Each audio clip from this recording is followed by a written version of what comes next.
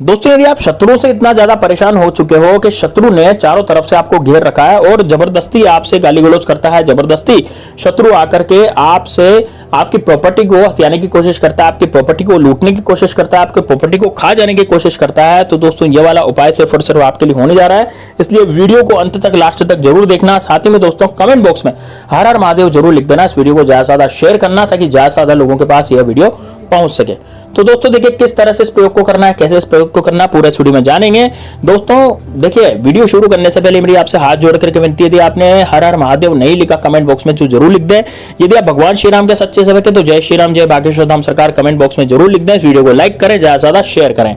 अब दोस्तों बात करते हैं कि किस तरह से आप अपने शत्रु से अपना काला काट सकते हैं। दोस्तों देखिए, सबसे पहले तो मैं आपको बताना चाहूंगा कि जो शत्रु हैं, जो सामने से आकर के आपको वार कर रहे हैं, जो बाहुबली शत्रु बन रहा है और जो जबरदस्ती आपकी जिंदगी जो है खत्म कर देना चाहता है, यानी कि ऐसा शत्रु जिसमें आप वो ये चाहता है कि आप जो है उसके कहे अनुसार चलें, यानी कि वो जैसे कहेगा वैसे आप उठें, वो जैसे कहेगा आप उस वैसे ही बैठें, वो जैसे कहेगा वैसे ही आप काम करें, नहीं तो वो आपसे लड़ाई झगड़े करेगा। यानी कि ये बाहुबली स्थिति है दोस्तों। इसमें ये होता है कि शत्रु जो है आपको गुलाम बना देता है और वो शत्रु अपने बल प्रयोग करके गरीबों पर अत्याचार करता है। दोस्तों यदि आप तरक्की कर रहे हैं तो उसको तरक्की सुनाई नहीं पड़ती। आप यदि दुकान लगा के बैठे हैं, आपकी बढ़िया दुकान चल रही है, तो आपकी दुकान को बंद कर देना चाहता है, आपकी दुकान को बंधवा देता है। दोस्तों दुकान का बंधन भी एक बहुत इंपॉर्टेंट होता है, क्योंकि दुकान नहीं चलेगी तो व्यक्ति खाएगा कमाएगा क्या, और यदि वो कमाएगा नहीं तो तरक्की कैसे करेगा। इसी तरह से नौकरी बंधन भी शत्रु जो है डाल देते हैं। नौकरी बंधन ये होता है कि आप कहीं भी इंटरव्यू के लिए जाते हैं तो वह हमेशा के लिए फेल हो जाते हैं। कहीं भी आप नौकरी के लिए जाते हैं तो वहां पर आपको हमेशा धक्के देके बाहर निकाल दिया जाता है, या फिर आपको एक्सेप्ट नहीं करते हैं। आप रिज्यूम लेके जाते हैं अपना, या नौकरी के लिए जाते हैं कि साहब मुझे नौकरी पर रख लो, लेकिन कोई भी नौकरी पर रखने के लिए आपको तैयार नहीं होता है। तो दोस्तों इस तरीके से ये नौकरी बंधन होता है। आप यदि कहीं पर पर्टिकुलरली नौकरी कर भी रहे हैं तो वहां से भी आपको बॉस जो है आपको भगा देता है, या फिर बॉस आपको नौकरी से निकाल देता है, चिढ़ के आपसे कहता है कि भाई अब तुम इस लायक नहीं रहे, तुम हट जाओ यहाँ से और तुम कल से मत आना। इस तरह से वो बोल देता है ना। कई बार ऐसा होता है कि जैसे आप कोई कार लाए, या फिर कोई आपने बहुत अच्छी तरक्की आप कर रहे हैं, आपका खुद का घर का मकान हो गया है ना, जो आपका पड़ोसी है वो पड़ोसी आपकी प्रॉपर्टी को हथियाने की कोशिश करता है, प्रॉपर्टी आपकी लूट लेना चाहता है। वो ये चाहता है कि यार इसकी प्रॉपर्टी जो है मेरी हो जाए और एक ही तो दीवार है, दीवार तोड़वा करके मैं इस घर का जो है मालिक बन जाऊं, या फिर आपके पास कोई प्लॉट वगैरह पड़े तो प्लॉट वगैरह भी लूट लेना चाहता है। तो दोस्तों आजकल इस तरीके से चल रहा है, और घर परिवार में भी आजकल ये चल रहा है। भाई भाई का शत्रु हो गया है। जो बड़ा भाई है वो छोटे भाई पर प्रहार करता है, जो छोटा भाई है वो बड़े भाई पर प्रहार करता है। और दोस्तों ये भाई भाई तक ही सीमित नहीं है, अब तो घर की जब बहुएं होती है वो बहुएं भी छोटी बहू बड़ी बहू पर प्रहार करती है, बड़ी बहू छोटी बहू से लड़ाई झगड़े करती है, सास बहू में लड़ाई झगड़े होते रहते हैं।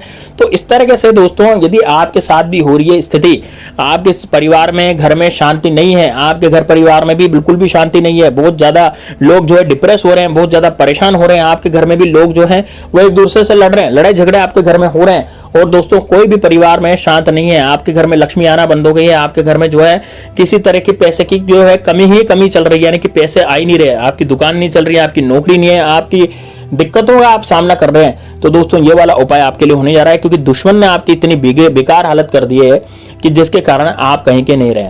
दोस्तों आप कमेंट बॉक्स में बताइए ये जो मैंने बातें कही हैं क्या आपके साथ बीत रही हैं क्या? निश्चित रूप से बीत रही होंगी, क्योंकि दोस्तों देखिए जो हम बातें करते हैं वो हम देख लेते हैं कि कौन व्यक्ति किस तरह से परेशान हो रहा है। मुझे पता है मेरी ऑडियंस, मेरी जो जनता मुझे देख रही है वो सभी इसी तरह की परेशानी में घिरे हुए हैं, और इसी के लिए, इससे समाधान के लिए मैं इस तरह के वीडियो लाता रहता हूं।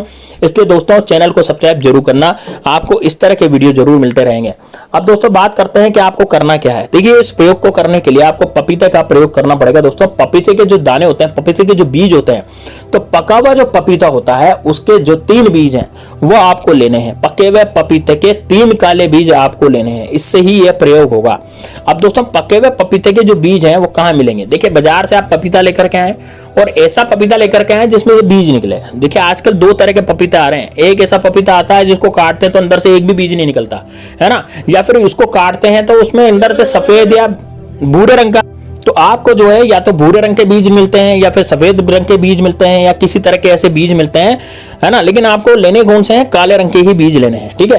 तो आप काले रंग के 3 बीज बढ़िया से पपीते के अंदर से ले लें, पपीता ले आए और पपीता भी खा लें, है ना। पपीता खाने से भी दोस्तों तंदुरुस्ती बढ़ती है, इसलिए पपीता जरूर खाएं, ठीक है ना। ऐसा नहीं है कि आप पपीता फेंक दें, बढ़िया पका हुआ पपीता लाएं जो आराम से खाएं, घर के सभी सदस्य पपीते का सेवन करें और अच्छे से जिए। अब दोस्तों बात करते हैं कि इन बीजों का करना क्या है। दोस्तों देखिए, अब इन बीजों को आपको सुखा लेना है। सबसे पहले तो 2 से 3 बीज मैंने सबसे पहले आपको क्या बताया कि 3 बीज आपको लेने हैं और 3 बीजों को आपको सुखा लेना है ना, धूप में अच्छे से सुखा ले। ध्यान रहे कि जब आप छत पे इसको सुखाएं, धूप में सुखाएं, तो कोई जानवर वगैरह इसको लेकर के नहीं चले जाए, ठीक है ना। तो आप ज्यादा 8-10 बीज निकाल लें, तो 8-10 बीज बढ़िया रहेंगे। पपीते के बहुत सारे बीज निकलते हैं पपीते में, तो फ्री रहते हैं, वो तो कोई दिक्कत है ही नहीं। तो आप 8-10 बीज आराम से सुखा लें। अब देख लें यार, उसमें से अच्छे अच्छे जो बीज हैं 3 बीज आप ले लें उसमें से, ठीक है ना। अब दोस्तों आपको करना क्या है, काले कलर की आपको पोटली लेनी है, ठीक है ना। क्या लेना है, काले कलर की आपको पोटली लेनी है। पोटली नहीं है तो आप काले कलर का कपड़ा ले लें, लेकिन होना कपड़ा चाहिए, पोटली चाहिए, इस तरह से आपको लेना है, ठीक है ना। तो काले कलर का कपड़ा या पोटली आप ले लें। अब उसमें क्या करेंगे, आप उसके अंदर वो 3 पपीते के बीज रख देंगे, ठीक है ना, सुखाए हुए, जो आपने धूप पे सुखाए थे, वो बीज आपको उस कपड़े में, काले कलर के कपड़े में आपको उसको उन बीजों को रख देना है। अब उन बीजों को रखने के बाद आपको क्या करना है, काले कलर की पोटली बांध लेनी है, यानी कि आप धागे से, काले कलर के धागे से इसको पोटली में बांध लें। छोटी सी पोटली बनेगी दोस्तों, क्योंकि 3 ही बीज है, ज्यादा बड़ी भारी पोटली मत बनाना, छोटी सी पोटली बनानी है, इतनी सी, मतलब जो या मान ली आधे इंच की पोटली, बस इतनी सी पोटली। वो पोटली क्या हुई, वो तो एक तरह से कपड़ा बंध गया बीजों के ऊपर, यही हुआ ना। तो छोटा सा कपड़ा लेना है। अब ऐसे नहीं कि आप बड़ा भारी कपड़ा ले लें पोटली नुमा और फिर उसको उसमें 3 बीज डालें, तो 3 बीज दिखेंगे भी नहीं उसके अंदर, है ना। 3 बीज जो है उसके हिसाब से आप छोटा सा कपड़ा लेंगे और उसको धागे से बांध देंगे। अब धागे से बांधने के बाद उसका धागा जो इतना लंबा लेना है दोस्तों, इस तरह का धागा लेना है जिसमें आप ताबीज बांधते हैं, उसे आप काली तानी बोलते हैं। यह आपको पंसारी की दुकान पर आसानी से मिल जाती है ना, या किसी धागे वाले की दुकान पे मिल जाएगी, या फिर कोई फैंसी स्टोर होगा ना तो वहां पे आपको ये मिल जाएगी। ये गले में धारण करने का होता है, जैसे कोई भी ताबीज वगैरह को गले में धारण कैसे किया जाता है, वो काली कलर की डोरी से किया जाता है ना, उसे काली तानी बोलते हैं, मोटी मोटी सी डोरी होती है वो, ठीक है ना। तो काले धागे में आपको ये क्या करना है, जो पोटली जो आपको मैंने बताई बीजों की पोटली, उसको बांध लेना। बांध करके दोस्तों अब आपको क्या करना है, उसको अपने सीधे हाथ में पकड़ना है। सीधे हाथ में पकड़ने के बाद आपको, अब जैसे आपने सीधे हाथ में पकड़ा इसको, ठीक है ना, जैसे आपने इसको सीधे हाथ में पकड़ा, सीधे हाथ में पकड़ करके मुट्ठी बंद कर लें और अपने शत्रु का नाम लें, अपने शत्रु का ध्यान करें। जो भी आपका शत्रु आपका बिगाड़ कर रहा है उसका ध्यान करें, और उसका नाम जानते तो आप नाम भी बोल सकते हैं। अब जो शत्रु है, ऐसा शत्रु जो इनविजिबल है, यानी कि वो शत्रु जो आपको दिखाई नहीं देता, जैसे गुप्त शत्रु जो जैसे हम बोलते हैं, तो जो गुप्त शत्रु है जो आपको दिखाई नहीं देता, उस गुप्त शत्रु को, है ना, जो भाई ऐसा शत्रु जो आपको दिख ही नहीं रहा, वो कौन सा शत्रु कहलाएगा, वो गुप्त शत्रु कहलाएगा। तो उस गुप्त शत्रु पर आपको ध्यान देना है। वो जो गुप्त शत्रु है जो आपको बिल्कुल भी नहीं दिख रहा, उस गुप्त शत्रु का ध्यान करना, बुरी घटनाओं को ध्यान करना है। 10 से 15 सेकंड तक ही ध्यान करना है, पोटली हाथ में लेके। अब इस पोटली को अपने गले में धारण कर लेना है। बस दोस्तों, आपकी सुरक्षा होती रहेगी।